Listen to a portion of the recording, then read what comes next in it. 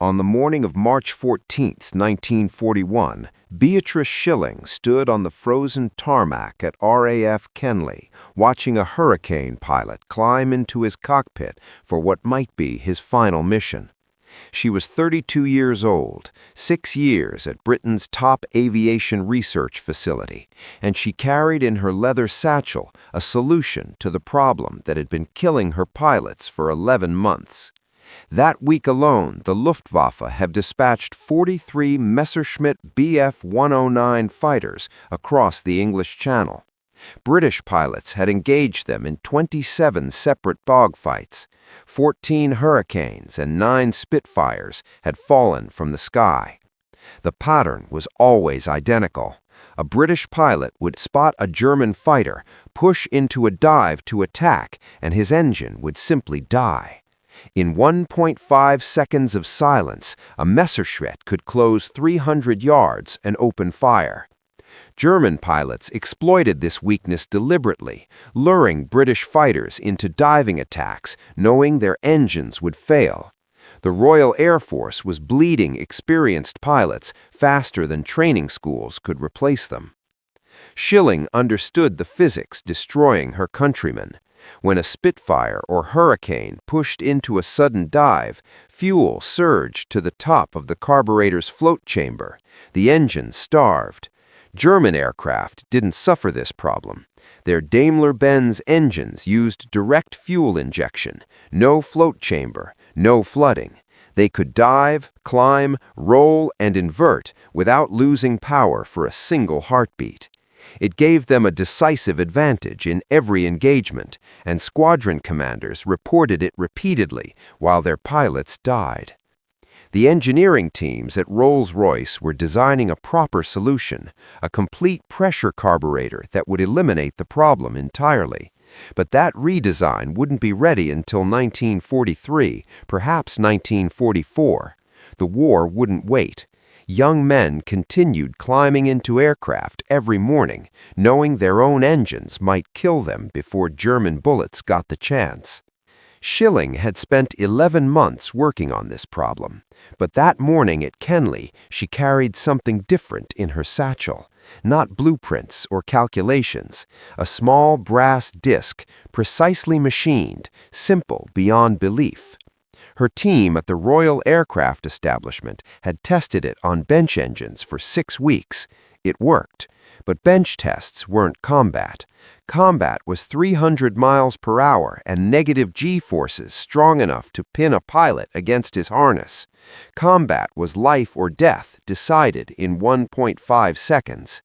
She had grown up taking apart engines. At 14, she'd bought her first motorcycle, a Norton. She'd stripped the 2-stroke engine down to individual components, learned how every part worked, then rebuilt it.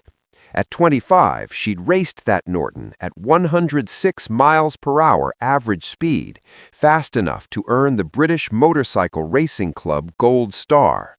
Only 3 women in history had earned that award. Schilling was the second. Racing had taught her how engines failed under stress, and that intuition had made her the finest carburetor specialist in Britain. The solution had come to her in January, simple physics. The float chamber flooded because fuel could flow unrestricted when gravity reversed. What if you restricted that flow? Not completely, just enough to prevent flooding. A brass disc with a precisely calculated hole in the center. Install it in the fuel line before the carburetor. Limit maximum fuel flow to slightly less than what the engine demanded at full throttle. She'd machined 17 different versions before finding the right dimensions. Too large and the carburetor would still flood. Too small and the engine would starve at critical moments. Installing unauthorized modifications on RAF fighters violated approximately 40 different regulations. If the restrictor failed in combat and a pilot died, Schilling would face court-martial, perhaps imprisonment. She decided to seek forgiveness rather than permission. That morning at Kenley, she had 6 restrictors in her satchel and 1 cooperative ground crew sergeant who owed her a favor. Sergeant William Cooper had worked on Merlin engines for 3 years.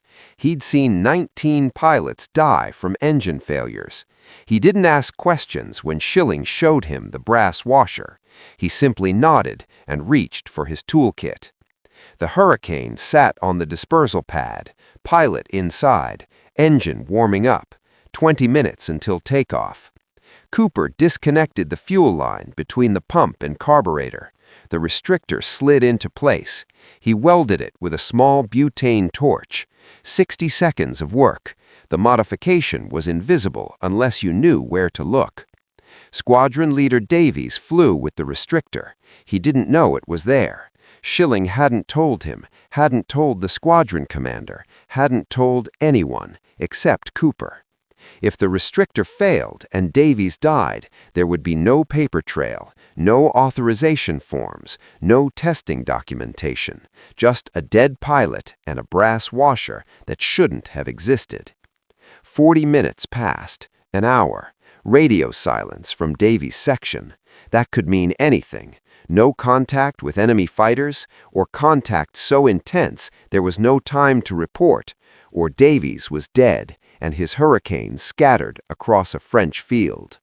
At 19:37, the radio crackled. 3 Hurricanes inbound, 2 minutes out. Schilling raised her binoculars. 3 dark shapes against the morning sky. All 3 aircraft. No losses. Davies landed first. He taxied to dispersal, cut the engine, climbed out. Schilling walked toward him. Her hands were shaking. She'd designed bombs before. She'd tested engine modifications under laboratory conditions. She'd never done anything quite like this. Davies pulled off his helmet. He was smiling. That was unusual. Pilots didn't smile after combat patrols. They usually looked exhausted, haunted. Davies looked excited. "Best the Merlins ever run," he said. "Dove on 2 Messerschmitts over Doonesness. Engine never missed a beat." Schilling explained the restrictor, the brass washer, the fuel flow limitation. Davies stared at her for 5 seconds. Then he turned to Cooper. "Put that thing in every Hurricane on this station," he said, "today." By March 25th, installation teams were ready. 600 restrictors manufactured, 40 stations on the schedule, 3,000 Merlin engines waiting for modification. Schilling loaded her Norton motorcycle with tools and restrictors and headed north toward Biggin Hill, the busiest fighter station in 11 Group. 32 Spitfires, 21 Hurricanes, 4 squadrons rotating through continuous combat operations. Station Commander Group Captain Grace met her at the gate. He'd lost 7 pilots to engine failures in the past 2 months. He wanted the restrictors installed immediately. Ground crews worked in 12-hour shifts, 4 aircraft at a time. Each installation took 12 minutes. Disconnect fuel line, weld restrictor in place, reconnect line, test for leaks. Schilling supervised every installation personally. She checked every weld, tested every connection, rejected 3 restrictors that didn't meet specifications. The results were measurable. March 1941, before the restrictor, RAF fighters reported engine failures in 38% of diving attacks against German aircraft. April 1941, after the restrictor, engine failures dropped to 0.4%, almost non-existent. The kill-to-loss ratio improved immediately.